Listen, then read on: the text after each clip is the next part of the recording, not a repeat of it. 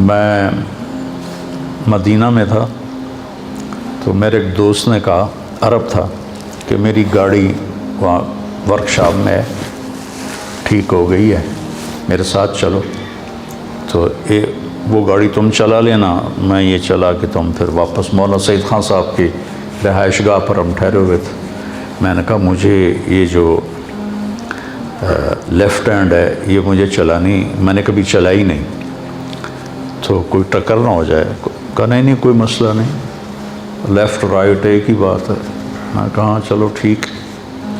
تو آگے میں گیا تو وہ بلا ٹرک سا تھا، شیورلیٹ، پرانے زمانے کے ماڈل، بڑی بلا۔ میں کہا کہ میرے متھے لاتا ہے۔ خیر ہم نکلے تو ایک چوک سے ہم کراس کرنے لگے تو ایک بدو نے گاڑی اس کا اشارہ بند تھا، لیکن اس نے گاڑی کافی آگے کھڑی کر دی، جیسے ہمارے یہاں موٹر سائیکل والے بالکل آگے جا کے کھڑے ہو جاتے ہیں اشارے کے۔ تو اس نے گاڑی آگے نکال لی۔ تو میں نے اس کو کراس کیا تو تھوڑی دیر کے بعد مجھے کھڑ کھڑ کی آواز آئی۔ تو مجھے سمجھ میں نہیں آیا کہ یہ کھڑ کھڑ کیا ہے۔ میں چلتا رہا، اتنی بلا گاڑی تھی، پتہ ہی نہ چلے، کھڑ کھڑ کھڑ کھڑ کھڑ کھڑ۔ اتنے میں نے دیکھ گاڑی نے شاں کر کے مجھے پار کیا اور میرے آگے آ کے بریک لگا دی۔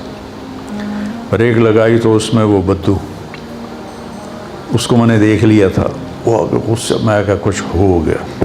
کیا ہوا تھا کہ میری گاڑی کا کونا اس کی گاڑی کے بمپر کو لگا۔ اس کی گاڑی تھی چھوٹی سی، میری گاڑی جہاز تھی۔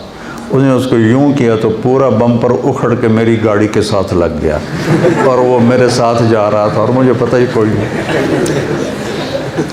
جب وہ آیا اور اس نے دروازہ کھولا، کہا انزل۔ میں کہا اب اگر میں نے کوئی اپنی عربی کی مہارت دکھائی تو میں تو پکڑا جاؤں گا۔ میں نے کہا حاجی پاکستان۔